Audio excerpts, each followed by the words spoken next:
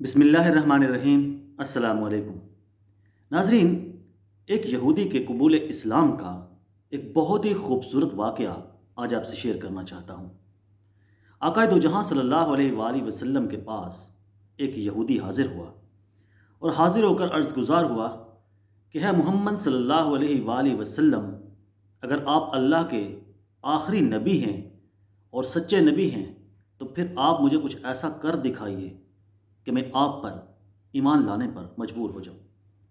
آقا دو جہاں صلی اللہ علیہ وآلہ وسلم نے ارشاد فرمایا کہ آپ کیا دیکھنا چاہتے ہیں؟ یہودی کہنے لگا، ہے محمد صلی اللہ علیہ وسلم، میں یہ دیکھنا چاہتا ہوں کہ اس ندی سے پار وہ جو ایک پہاڑی ہے اور اس پہاڑی کے اندر وہ جو ایک پتھر ہے، اگر آپ اس کو اپنے قدموں میں بلا لیں تو میں آپ پر ایمان لے آؤں گا۔ آقا دو جہاں صلی اللہ علیہ وآلہ وسلم مسکرائے اور مسکرا کر اپنے ہاتھ کی انگلی سے اس پتھر کی طرف اشارہ کیا۔ پتھر اس پہاڑی سے نکلا، لڑکتا ہوا نیچے آیا، اس ندی کو عبور کرتا ہوا آقا دو جہاں صلی اللہ علیہ وآلہ وسلم کے قدموں میں حاضر ہو گیا۔ یہودی یہ دیکھ کر حیران رہ گیا۔ آقا دو جہاں صلی اللہ علیہ وآلہ وسلم نے سوالیہ نظروں سے یہودی کی طرف دیکھا تو یہودی کہنے لگا، اے محمد، ٹھیک ہے، پتھر آپ کے قدموں میں آ گیا ہے، اب آپ اس پتھر کو واپس اپنی جگہ پر پہنچا۔ آقا دو جہاں صلی اللہ علیہ وآلہ وسلم نے پتھر کو حکم دیا کہ جائیں اور اپنی جگہ پر چپک جائیں۔ پتھر دوبارہ لڑکتا ہوا ندی کے کنارے پہنچا، ندی کو عبور کیا اور سیدھا اپنی جگہ پر جا کر پیوست ہو گیا۔ یہودی جب یہ منظر دیکھ چکا تو اس نے آقا دو جہاں صلی اللہ علیہ وآلہ وسلم کے قدموں میں گر کر اسلام قبول کر لیا۔ یہ اسلام قبول کرنے کے بعد آقا دو جہاں صلی اللہ علیہ وآلہ وسلم کے انتہائی مقرب صحابی حضرت اکرمہ رضی اللہ تعالی عنہ تھے۔ بعض مفسرین کہتے ہیں کہ یہ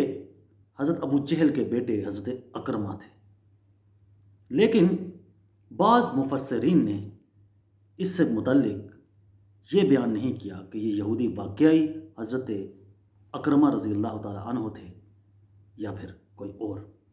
تاہم اس واقعے سے میں آپ کو یہ بتانا چاہتا ہوں کہ جب آقا دو جہاں صلی اللہ علیہ وآلہ وسلم نے اس پتھر کی طرف اشارہ کر کے اسے اپنے پاس بلایا تو ایک بات طے ہو گئی کہ پتھر کے اندر یہ حس آ گئی کہ وہ آقا دو جہاں صلی اللہ علیہ وآلہ وسلم کے اشارے کو سمجھ سکے، وہ آقا دو جہاں صلی اللہ علیہ وآلہ وسلم کے منصب کو بھی سمجھ سکے، وہ ان کے حکم کی تعمیل میں ان کے قدموں میں حاضر ہو جائے، یہ اس کو سمجھ آ گئی۔ پھر آقا دو جہاں صلی اللہ علیہ وآلہ وسلم نے جب اس پتھر کو حکم دیا کہ آپ واپس چلے جاؤ اور اپنی جگہ پر جا کر پیوست ہو جاؤ، تو اس سے یہ بھی ثابت ہو گیا کہ پتھر کو کان بھی مل گئے، اس کو بصارت بھی مل گئی، اس کو بصیرت بھی مل گئی اور اس کو سماعت بھی مل گئی۔ اس کو یہ شعور مل گیا کہ مجھے حکم دینے والا کون ہے اور میں نے کرنا کیا ہے۔ ایک بے جان پتھر کو بھی آقا دو جہاں صلی اللہ علیہ وآلہ وسلم کے حکم کی تعمیل کرتے ہوئے دیکھا گیا۔ اور اس سے بڑھ کر جو تیسرا اہم نقطہ ہے وہ یہ ہے کہ عموماً آپ نے دیکھا ہوگا کہ جب بھی کوئی پتھر پانی کی سطح پر آتا ہے تو وہ فوری نیچے گر جاتا ہے، یعنی کہ پانی کی تہہ میں چلا جاتا ہے۔ لیکن جب کسی پر نبوت کی آنکھ پڑ جائے، جب کسی پر رسالت کا سایہ ہو جائے، جسے میرے نبی یہ دو جہاں صلی اللہ علیہ وآلہ وسلم حکم دے دیں، تو وہ چیز پھر کبھی ڈوبتی نہیں ہے، وہ ہمیشہ تیر جاتی ہے۔